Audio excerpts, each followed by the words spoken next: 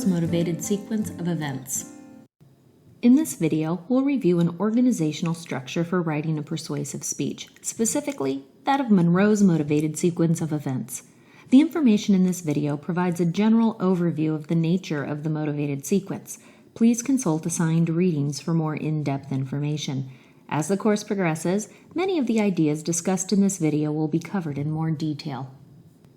It is assumed that before watching this video, you've already read and reviewed course information regarding speech outlines and organizational structures.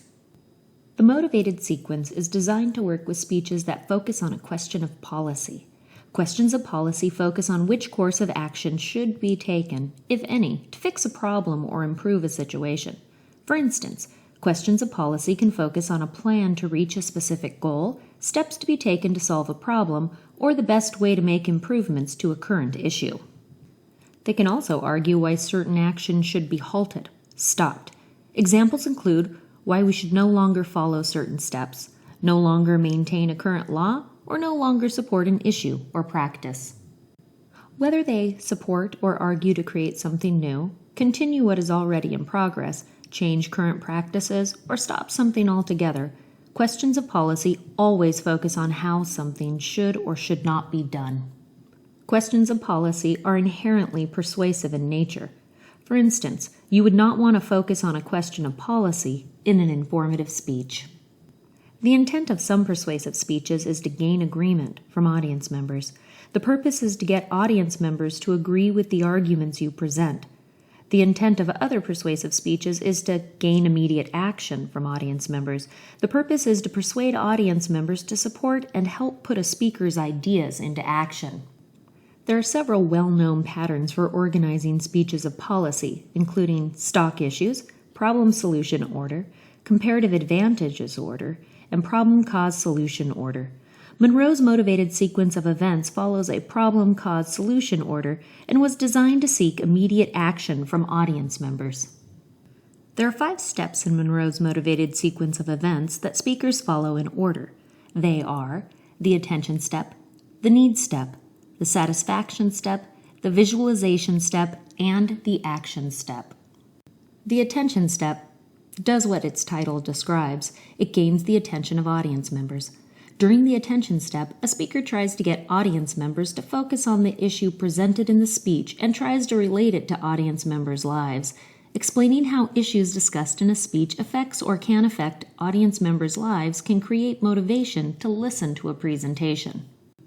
The attention step is the introduction to your speech. In this class, the introduction in an outline using Monroes motivated sequence should be organized as follows. The first main part of the speech is labeled the introduction. This is where the attention step is placed. Information below this label should contain first the attention-gaining device. All speeches should begin with a device that grabs the attention of audience members. Next is usually the topic statement. In one sentence, clearly state the topic of the speech. In a persuasive speech, it is good for a speaker to state her or his personal credibility. Here, a speaker briefly describes that she or he is knowledgeable of the topic and presents reliable information that will be supported with sound evidence. The final point of any introduction should be a preview. In the preview, a speaker lists the main points of the speech in the order that they will be discussed. The next step in the motivated sequence is called the need step. The purpose of this step is to make audience members feel like there is a need for change and that the status quo is not working. The term status quo refers to the current conditions or general state of things. Put simply, it's how things are right now. It is particularly important to support your claims about the status quo with evidence from credible sources. By the time a speaker finishes the need step, audience members should feel like there's a serious issue at hand that needs to be changed and feel motivated to listen for a solution. The need step describes the overall problem and lists specific reasons as to why it's occurring.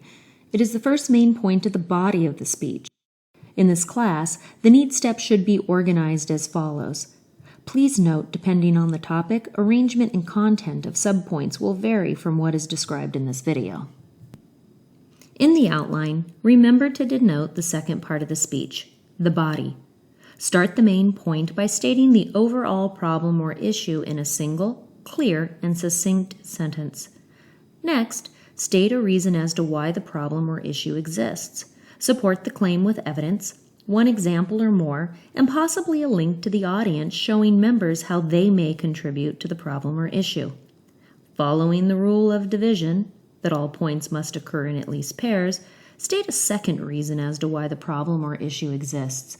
As with the first reason listed, support the claim with evidence, one example or more, and possibly a link to the audience showing members how they may contribute to the problem or issue.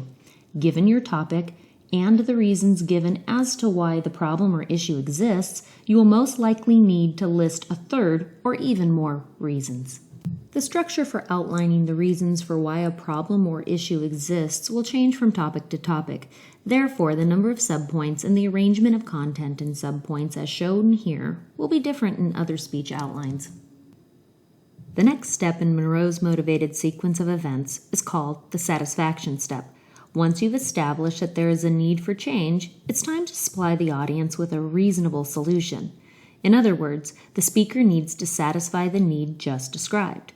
The solution provided should answer the question of policy posed in the speech. The solutions should account for all the reasons supporting the problem or issue stated in the need step. If 3 different reasons are described in the need step, all 3 reasons should be addressed in the solution about to be presented. Ideally, any problems listed in the need step will be fixed by the solution presented. If all of the reasons are not addressed, it can appear to the audience that the solution offered is incomplete and may not be the best policy for them to support. In this class, the satisfaction step could be organized as follows.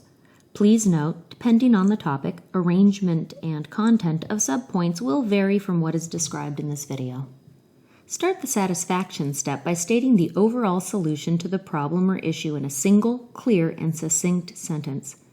Next, state a way the first reason for the problem or issue described in the need step will be fixed. Support this claim with evidence and offer 1 or more examples of how it will improve the situation. Following the rule of division, that all points must occur in at least pairs, state a way the second reason for the problem or issue described in the need step will be fixed. Support this claim with evidence and offer 1 or more examples of how it will improve the situation. Given your topic and the reasons given that a problem or issue exists, you will most likely need to list a third or even more ways the solution will fix the problems and issues listed in the need step. As with listing reasons a problem or issue exists in the need step, outlining a solution to fix the reasons a problem or issue exists in the satisfaction step will change from topic to topic. Therefore, the number of subpoints and arrangement of content in subpoints as shown here will be different in other speech outlines. The next step in Monroes' motivated sequence of events is the visualization step. As both the need step and the satisfaction step are part of the body of the speech using the motivated sequence, so too is the visualization step. The visualization is the last step in the body of this organizational style. In the visualization step, a speaker motivates audience members to support the plan by describing its benefits. One way to do this is by describing what audience members can gain if your solution is put into action. If your speech is more negative in nature, you could also describe what audience members can lose if your solution is not put into action. In this class, the visualization step can be organized as follows. Please note, depending on the topic, arrangement and content of subpoints will vary from what is described in this video. Start the visualization step by stating what the future holds if the problem or issue presented is not fixed in a single, clear, and succinct sentence. Next, list 1 event or thing that will happen in the future if the solution presented is or is not put into action. Support this claim with evidence and offer 1 or more examples of what will happen in the future. Following the rule of division, that all points must occur in at least pairs, state a second event or thing that will happen in the future if the solution presented is or is not put into action. Support this claim with evidence and offer 1 or more examples of what will happen in the future. Given your topic and what might happen in the future if the solution presented is or is not put into action, most likely a third or even more future events or things that could happen will need to be listed. just as for the need step and the satisfaction step, outlining what can happen in the future if a solution is or is not put into action will change from topic to topic. Therefore, the number of subpoints and arrangement of content in subpoints as shown here will be different in other speech outlines. Once the first 4 steps in Monroe's motivated sequence of events have been presented, it's time to move into the final step, the action step. If the speaker has been successful in convincing audience members that a problem or issue exists and that the solution presented is probable and realistic, the audience should feel a need to act and to help fix the problem. The action step is the conclusion to the speech. In the action step, the speaker asks audience members to do something to help put the solution described into action. The speaker should clearly explain what audience members should do and how they can do it. When deciding on which action to request of audience members, consider the amount of time and energy it will take to participate in the action. When it comes to requesting assistance, it is important to remember that the easier and less time-consuming it is to do something, the more likely people will do it. Ask too much of your audience members and, even if they would like to help, they may not feel they have enough time to participate. In this class, the action step can be organized as follows. Please note, depending on the topic, arrangement and content of subpoints will vary from what is described in this video. Start the conclusion with a review. List all the main points covered in the presentation in the order they were discussed. Next, state a specific action the audience member should take to help put the solution into motion. Remember not to ask too much of audience members. After asking audience members for assistance, state a personal intent to support the solution. Here, a speaker describes actions she or he will take to help enact the solution. Actions completed by the speaker should take at least as much, if not more, effort to complete than the action audience members are asked to complete. End the speech with a dynamic clincher. The last few statements of the speech should relate to how the speech started with the attention-gaining device. When the attention-gaining device and clincher are similar, it helps bring the speech psychologically to a close for audience members. Monroe's motivated sequence of events is an organizational pattern made for speeches centered on a question of policy. It is an organizational pattern used for gaining immediate action from audience members. As the class progresses, we'll discuss this organizational pattern in more detail.